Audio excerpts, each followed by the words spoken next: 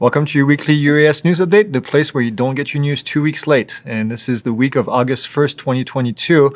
We've got 4 stories. The first one happened on the day that we released our news update, which is the RDQ versus FAA final ruling from the Court of Appeal. We'll talk about this. We've had several videos already on this topic on Monday and Tuesday. So if you haven't watched those, we'll put a link.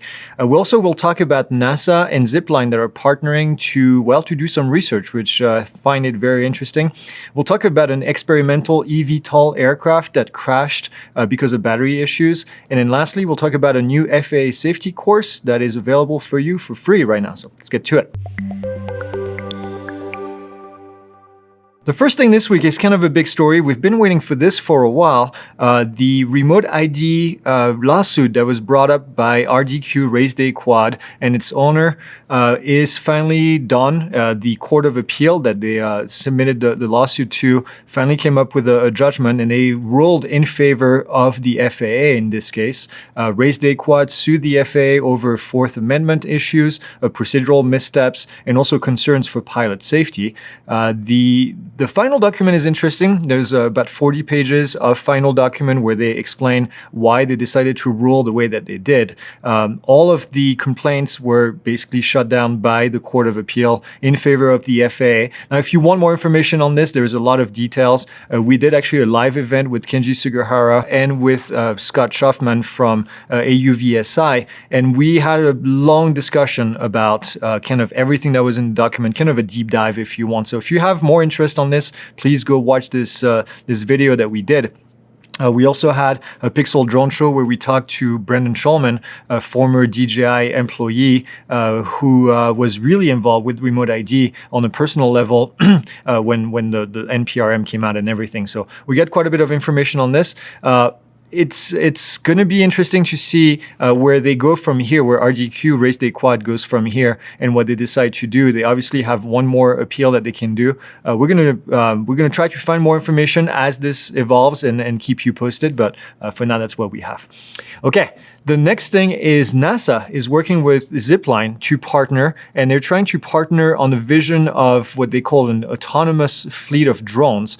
To achieve this, the researchers are trying to find how they can have the fewest amount of people to operate a large amount of drones. And this is trying to find information about possibly how to train pilots in the future. And this, I think, will be interesting to find out. We've seen places where businesses are hoping to have one pilot for up to 100 drones eventually. Personally, I think we're nowhere near this in terms of the human factors and in terms of the risk. But yeah, it'll be interesting to see what comes out of this. An experimental eVTOL crashed. It's called the Guardian G1. That's an eVTOL made by a company called Aura Aerospace. And they were doing a recent test, and the G1 caught on fire due to some failed current regulator.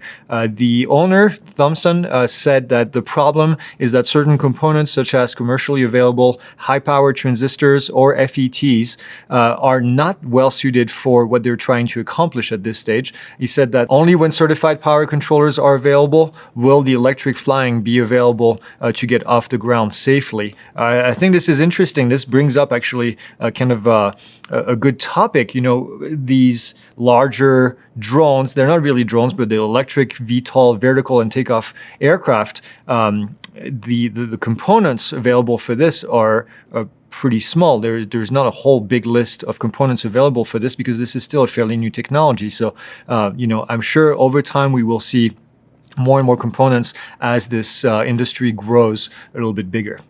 The last thing this week is something that I apologize for because we were going to talk about it last week and then somehow it slipped from our script. But we have a new FAA safety course available. This is on FAASafety.gov. Now, if you're not familiar with FAASafety.gov, this is an FAA website, official FAA website, where you can receive recurrent training from the FAA. Now, if you are Part 107 certified, eventually you're going to have to get your currency done, and then you're going to do this on the FAA Safety website. It's free to join. There's actually a ton of resources resources on there, and we've been working closely with the FAA to create more content. And our latest course is called ALC 803.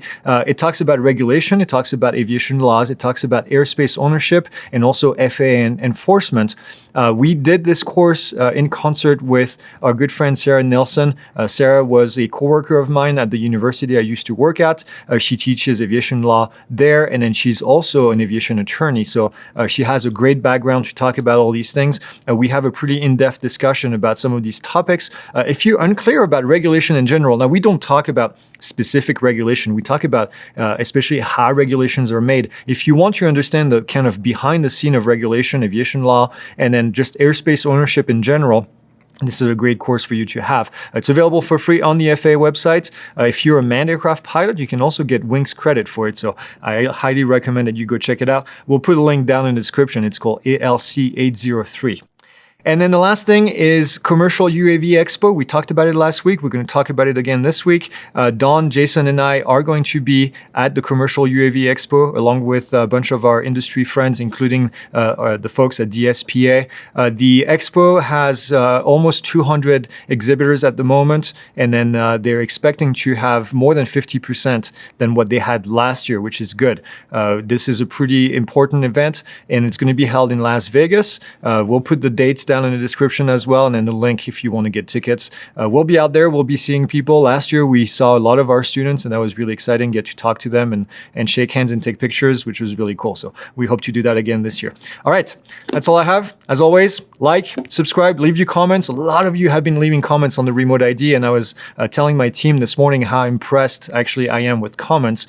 We may not always agree. We may not always have the same point of view, but I always appreciate you guys leaving your perspective and then having a discussion actually about remote ID. I think we were able to give a lot of information to people that may not be familiar with this topic. So keep them coming. We love dealing with you guys. That's it. See you next week.